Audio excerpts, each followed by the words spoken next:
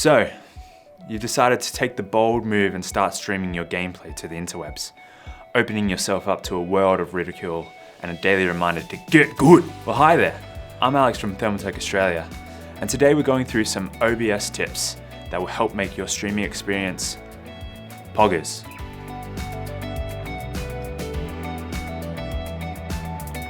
Hopefully that intro didn't scare you off, because in this video I'll be covering some moderately advanced OBS tips and allowing you to get the maximum performance in-game, in-stream, and making sure you're still able to pwn dem noobs while the world watches.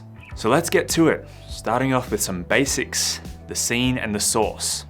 These will allow you to change what is output from your computer to your chosen streaming platform. First, let's talk about sources. Sweet chili is my favorite. What's yours? Make sure you put them down in the comments below. But seriously, if you can understand what a source is, you're 70% of the way there. A source is merely an input to be displayed on your stream. For example, a webcam, a game, your alerts, and so on. Each of these are considered a source and will be the building blocks of your scenes. Hence, your scenes are quite simply put, the group of sources that you want displayed at any one time. Generally, multiple sources are needed to make up any single scene. If you can picture a play where different scenes have a change in the backdrop, the actors, the lights, and the camera angles, as too do we have to have a change in the sources required for a particular scene. Throughout your stream, you will want to be changing the scene to whatever suits the moment. The main scene that you will see people use is of their gameplay with a webcam overlay, as well as any graphics and alert overlays they have. This is the most basic form of scene, and many people use it. But for those of you that don't know, you want to stand out from the crowd, shake things up a bit, get creative and do something that isn't like everyone else. And the best way that you can do this is with your scenes and your sources. With that covered, let's move into the more nitty gritty, your settings. Hey, how you doing? Don't answer that. Just checking. Have you subscribed to the channel? I'm just curious because a lot of you aren't subscribed. And look, we love you. We want you to be subscribed. We want you to join our Thermaltech ANZ community. So if you haven't already, just press the button. Just it's free. You can undo it anytime. Just give it a click. You doing it? I thought you might be doing it. You doing it? Right. You've already done it. Oh my God, that's amazing. Thank you. Anyway, I'll see you later. There are a few settings that you want to familiarize yourself with to allow your computer to work at its best when playing and streaming at the same time. The video output, the encoder, and the bitrate. It's important to understand what each of these do, as they can all have a large effect on your overall streaming experience, and mean you can easily troubleshoot any issues that arise. Your video encoder can be the largest tax on your system, as it converts your digital video signal to another digital video format. This is what allows you to send your signal over the interwebs to your streaming platform, where the signal will then be decoded and your viewers will be able to watch. You can adjust your encoder under the Output tab in Settings. OBS will usually give you two different encoding options. The first is your CPU, known as X264 or QuickSync. The second is your GPU, known as NVENC or AMF, depending if you're Team Red or Team Blue. In terms of what encoder is best to use, well, that totally depends on your rig. For most people, I would highly recommend using NVENC HVAC encoder, as NVIDIA have continuously developed their inbuilt GPU encoder to outperform CPU encoding in many instances. The latest generation encoder is used from the GTX 1650 Super upward, meaning if you have the 1650 Super, you have the same inbuilt encoder chip as the top tier RTX 3090. Although you may not push out as many frames in-game, your encoder will still keep up. Encoding is quite a complicated topic, and I found Epos Vox do an amazing video outlining all the encoding options and video quality. So if you're still unsure about it, feel free to check out his video, link down below. Now let's talk about bitrate. Your bitrate is the amount of data encoded per second and the amount of data you are uploading to the internet. So please check your internet speeds, as this may be a hindrance if you are wanting to stream. I would recommend an upload of 10 megabits per second or higher. A special thanks to the NBN. we should all now have a decent enough upload speed to stream. OBS displays its bitrate in kilobits per second, or kbps. But for a more common metric, let's convert this to megabits per second. So a 6000 kilobit per second bitrate converts to 6 megabits of data per second. Hence, the higher the bitrate will generally provide higher quality video footage.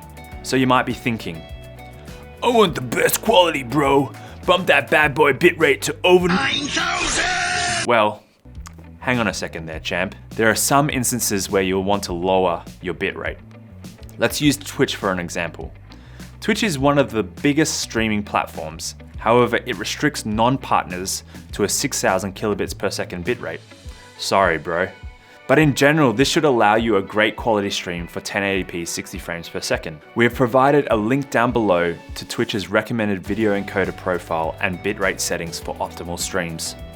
However, if you are a smaller streamer, like myself, there is a little known something as transcoding options. Now, put simply, these are the options on your viewer's side to allow them to change your stream to different resolutions and thus different bit rates. Unfortunately, Twitch limits how many streamers get these options, as the resources to transcode a stream is very expensive. But if you're not a partner, there is still a chance to get these options. There is no magic formula to get transcoding options, but I personally believe that if you follow the correct settings outlined on the recommended Twitch encoding settings page, you stream regularly and you have a decent viewer average, you should be able to get these options every time you go live. Like me, action thumbs up. Oh. If you find you do not have transcoding options, your viewers will be stuck watching your stream at whatever bitrate you have set. Hence, sometimes setting your bitrate down to 3500, 3000, or as low as 2500 can be necessary. Although you will notice a lot more pixelation at these rates, it is more important that your viewers can watch your stream without constant buffering, which will be a terrible experience and cause many people to straight up leave. This is not the same with YouTube, which allows whatever bitrate you can throw at it, allowing higher stream quality and resolutions. This leads us to video output. Your video output is the resolution of which viewers will be able to watch your stream. But don't let this fool you. The higher your resolution does not necessarily mean higher quality. As we talked about before, the quality of your stream is largely based on your encoder and bitrate. Although if your rig can max out these settings, pushing your resolution higher is the next step in quality. Now don't at me for this, but unless you are downloading your VODs to then edit and post to YouTube, using 1080p 60 can mostly be unnecessary for streams, as this comes with understanding your audience. Most people don't watch your streams full screen.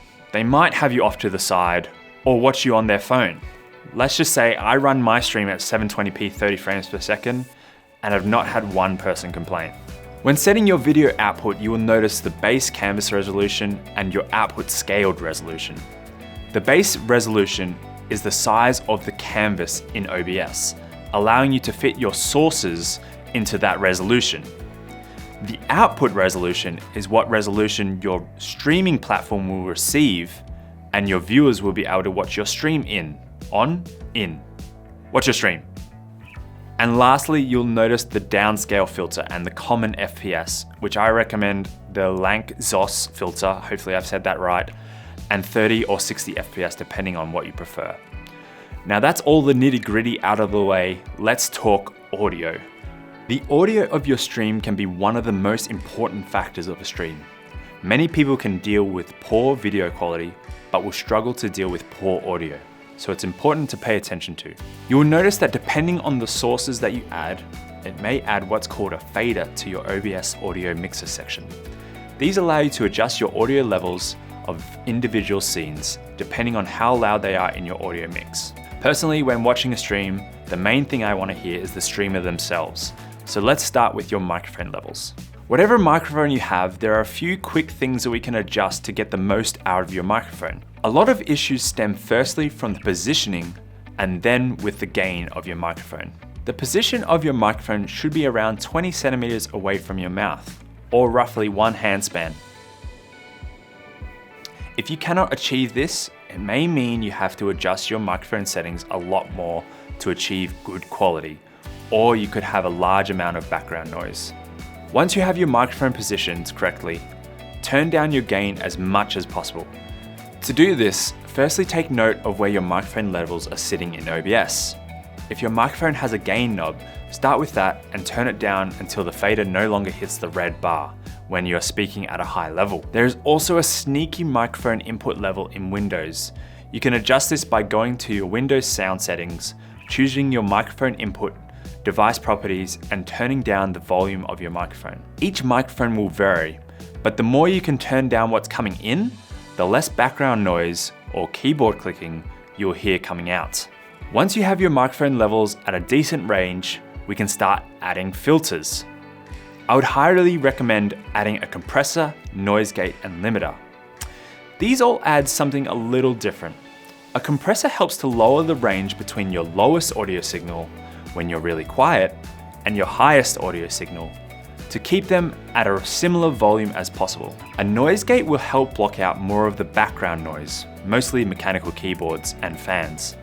And a limiter will prevent you from blasting people's eardrums if game sounds or alerts are unexpectedly loud. There are plenty of more in-depth tutorials on YouTube about getting the most from your microphone, but these are a few things that will give you a great improvement to start with. And as I said before, I would recommend having your microphones being the loudest thing in your audio mix, as personally I feel this is the most important thing people want to hear. The rest of your audio can follow a very similar process, reducing your audio levels using the OBS mixer and adding filters to avoid blowing people's ears out.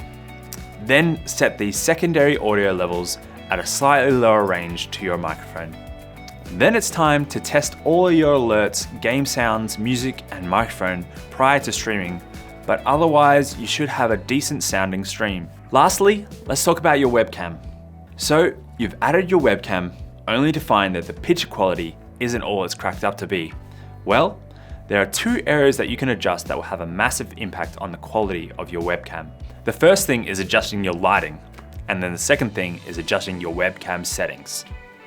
Now, it wasn't until I started working here that I found out how much of an impact your lighting can have on a webcam.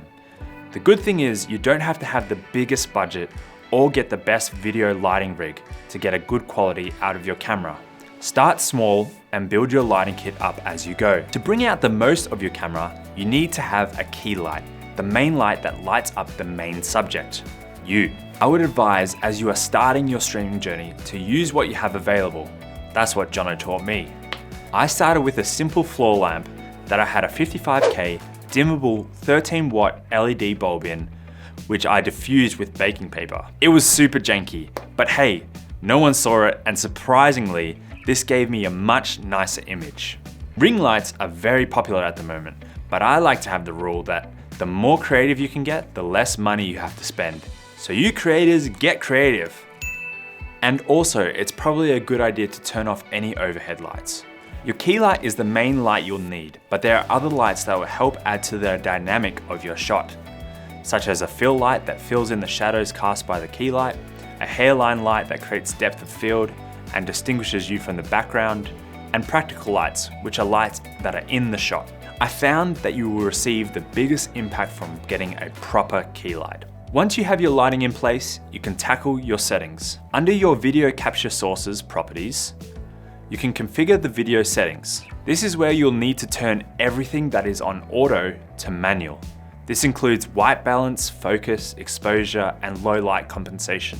Doing this allows your webcam to not have to use processing power to manage these settings as your image changes, and focus solely on providing a great quality image.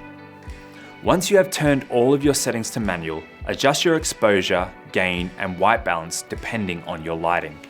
Note that if you push your exposure too high, the frame rate of your camera will start to lower. Adjust these three settings and you will be able to find your webcam quality has improved massively, but mileage may vary depending on your situation. Well, that's all the tips I have time for. Hopefully you've come out feeling a little bit more confident about setting up your stream in OBS and getting it looking, sounding, and feeling good. There is a lot to learn about each of these topics covered, so don't fret if you still don't understand some things, as it is the knowledge I have built up over the 4 years I've been streaming. But hopefully this has given you all the information you need to get your stream up and running. If there are any questions you have about streaming or OBS and want to chat more, put them down in the comments below. Otherwise, I hope everyone enjoyed this video and we get many subs and the like button is destroyed, or else I'll be stuck programming for the rest of my life. Okay, thanks, bye.